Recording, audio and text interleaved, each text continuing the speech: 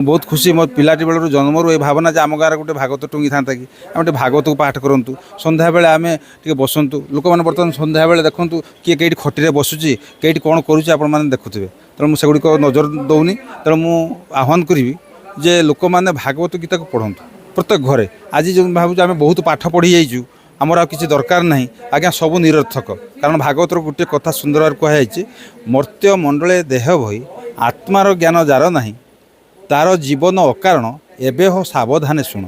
जिते टंका थाऊ जिते बिल्डिंग थाऊ जिते संपत्ति थाऊ आज्ञा ए मनीष जीवन को जदि सार्थक करने कहीं चाहूँगी ये भागवत गीतार बहुत किसी उपादेय कथा दि जाइए भागवत पढ़िले ये मनीष जीवन धन्य धन्य हो तेणु मुझे एभली कूल जन्म नहीं किसी भाई मानक किसी माँ मानक नहीं अनुष्ठान जो कार्यक्रम में सामिल होती मुझे निजक धन्य मनुची आम ग्रामर समस्त भाई मानक धन्यवाद दूसरी एवं गाँ आमर गाँ हूँ निश्चंदपुर आज्ञा निश्चंदपुर जो आम गुड़ीखाल अमरदा रोड अच्छी बस्ता आज्ञा आम निश्चंदपुर तेणु ये गाँव में आम भाई मैंने बहुत सहयोग कर आज जन्मदिन जो भागवत जन्मदिन अच्छी पुरपल्ली पालन कर पालन करुचु आह्वान भी दौचु आम ग्रामर समस्त भाई मैंने आसतु एवं प्रत्येक गाँव में आप मैंने भागवत पाठ करूँ जो भागवत पाठ कले मु तो सतरे कहि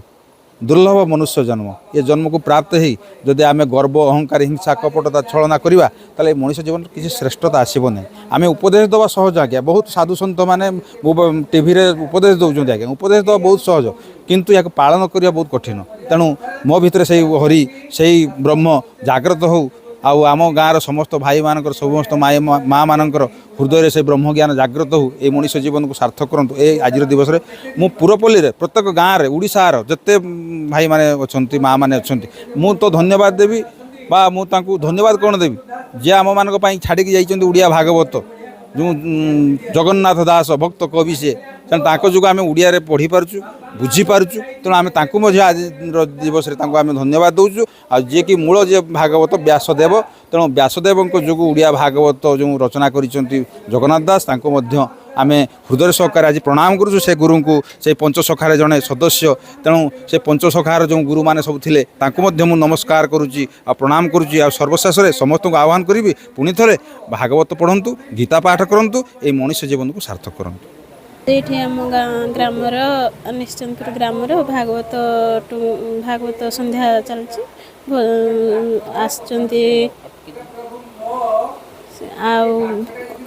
आसी सब भागवत बुझेवाई समस्ते संध्यारे बसिक भागवत श्रवण कर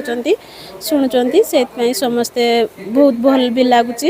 आ समस्त ग्रामर वृद्ध बालक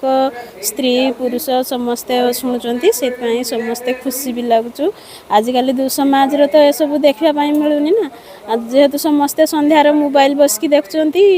आ सब मिलवा बहुत कष्टकर यहाँ पाई आम बहुत खुशी अच्छु।